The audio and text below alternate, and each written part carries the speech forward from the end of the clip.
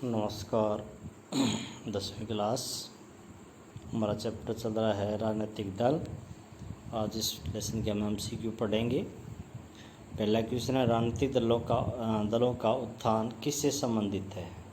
लोकतंत्र के उत्थान से, बड़े होते समाज से, सरकार को समर्थन तथा रोकने की मशीनरी से, उपरोक्त सभी। तो ठीक है, राजनीतिक दल उपरोक्त सभी आएगा इसका आंसर।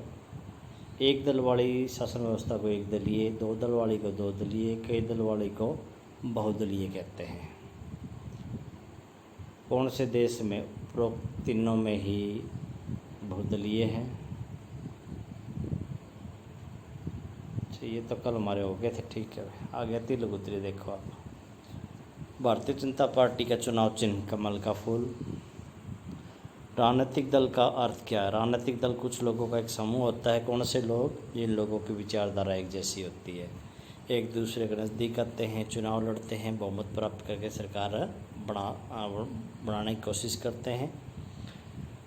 फिर सरकार बनाने के बाद जनता के कल्याण के लिए नीतियाँ बनाते हैं।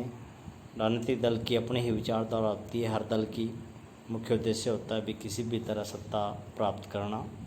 17वीं लोकसभा चुनाव 2019 के बाद केंद्र में कौन से गठबंधन की सरकार है? राष्ट्रीय जनतांत्रिक गठबंधन की। 2014 में भी इसी गठबंधन की सरकार बनी थी, 2019 में भी इसी गठबंधन की सरकार बनी है और श्री नरेंद्र मोदी प्रधानमंत्री बने।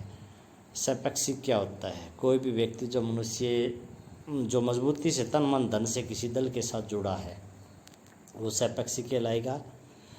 इसका अर्थ है कि वह व्यक्ति सपक्षी है तो अपने मन से पूर्ण रूप से उस दल के, यानी जो व्यक्ति मान लो कोई कांग्रेस के साथ जुड़ा हुआ है, कोई बीजेपी के साथ, वो तन मन धन से जिसके पक्ष में है वो उसका सपक्षी है।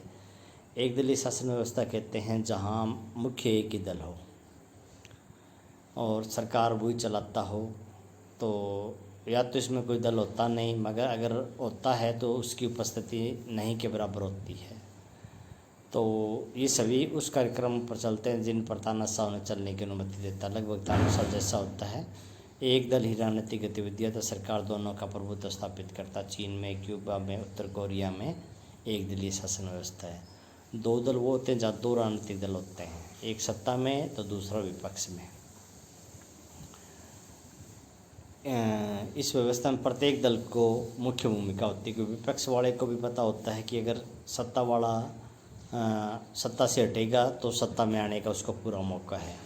प्रत्येक दल के पास सत्ता प्राप्त करने का अच्छा अवसर होता है। ब्रिटेन के अंदर दो दलीय व्यवस्था है।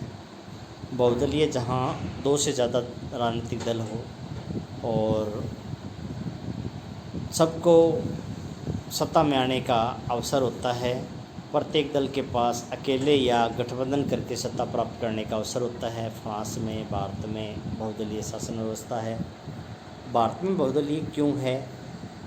क्योंकि भारत में सामाजिक रूप से या भौगोलिक रूप से देश भी बहुत बड़ा है, तो 2 या 3 दलों से कार्य चल पाना मुश्किल है, क्योंकि हर एक समूह है यहाँ का अपना प्रतिनिधित्व चाहता है। इसलिए यहाँ बहुदलीय शासन व्यवस्था है। राष्ट्रीय दल वो दल होता है जिसकी यूनिट पूरे देश में होती है, लेकिन यूनिट सभी देश में, सभी राज्यों में होती है और सभी यूनिटों की नीतियाँ समान होती है, कार्यक्रम समान होते हैं। यानी कि जो केंद्रीय सत्ता होती है उनकी, उसके पीछे वो सारे यूनिट चलती है। मान्यता प्राप्त राजनीतिक दल वो होते हैं जिनको चुनाव आयोग कुछ सुविधा देता है, जैसे एक तो उनको विशेष चुनाव चिन्ह मिलता है और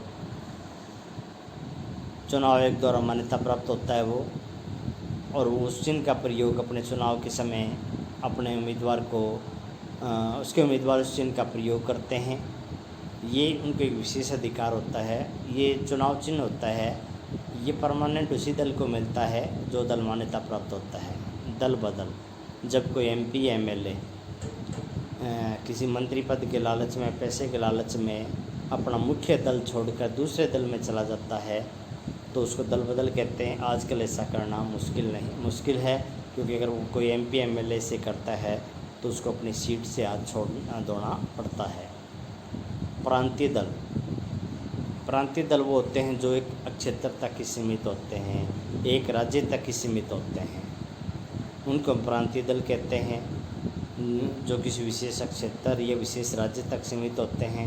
इनका पूरे देश के अंदर कोई आधार नहीं होता, यानी कि पूरे देश में इनको कोई नहीं जानता। इनको उसी क्षेत्र के लोग जानते हैं जिस क्षेत्र में ये होते हैं। एसएडी है, DMK है या DMK है, इंडियन नेशनल लोक दल है, नेशनल कॉन्फ्रेंस पार्टी है। ये कई बहुत पार्टियां हैं, हर राज्य के अंदर 5-5-6 ऐसी छोटी मोटी पार्टियां मिलती है।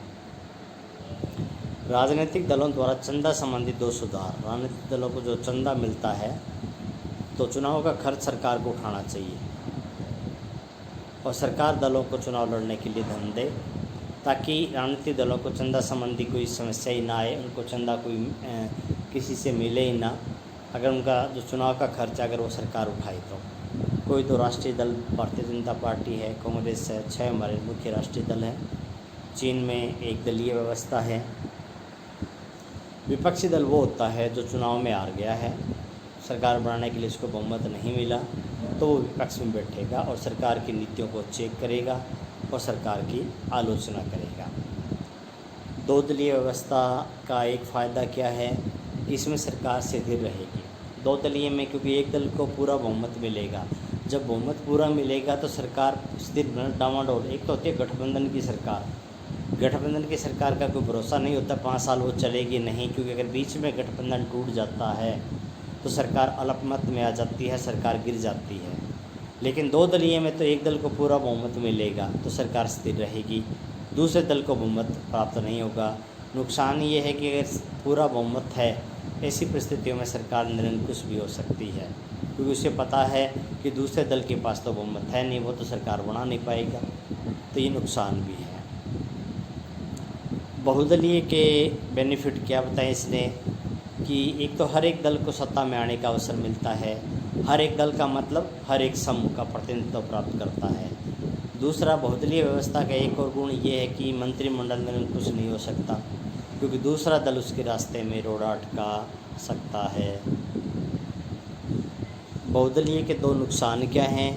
बहुदलीय में एक तो सरकार कमज़ोर बनेगी। कमज़ोर क्यों बनेगी? क्योंकि गठबंधन की सरकार बनेगी, और मैंने अभी बताया कि गठबंधन की सरकार को कभी भी तोड़ा जा सकता है।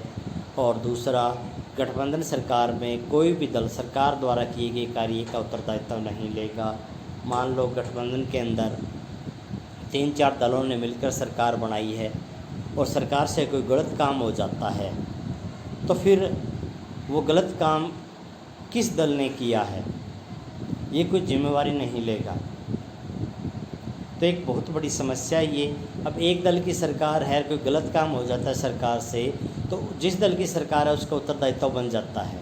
लेकिन बहुदलीय में तो फिर कई दल होते हैं, वो आपस में एक दूसरे पर भी इस दल ने गलत किया, इस दल ने गलत किया है, तो ये कई बार समस्या उत्पन्न हो जाती है। अमेरिका और ब्रिटेन में 2 दल हैं। गठबंधन सरकार का क्या अर्थ है? गठबंधन सरकार बनती है बहुदलीय में, जहाँ पर एक दल को पूरा बहुमत नहीं मिलता। ऐसी परिस्थितियों में कई दल मिलकर सरकार बनाते हैं, उसको हम गठबंधनीय सरकार कहते हैं। तेलुगु देशम पार्टी है, तमिलनाडु में 1982 में बनी। भारतीय कम्युनिस्ट पार्टी 1924 में, भारतीय जनता पार्टी 1980 में, बहुजन समाज पार्टी 1984 में। 2004 में संसदीय चुनाव में कितने गठबंधन थे? 3। एक तो NDA नेशनल डेमोक्रेटिक अलायंस, एक UPA यूनाइटेड प्रोग्रेसिव अलायंस और एक लेफ्ट फ्रंट। शिरोमणि अकाली दल की स्थापना 1920 में। तो ये 25 क्वेश्चन आप याद करोगे और इन 25 में से कोई 10 आप लिखोगे। ये आज का आपका काम है। धन्यवाद।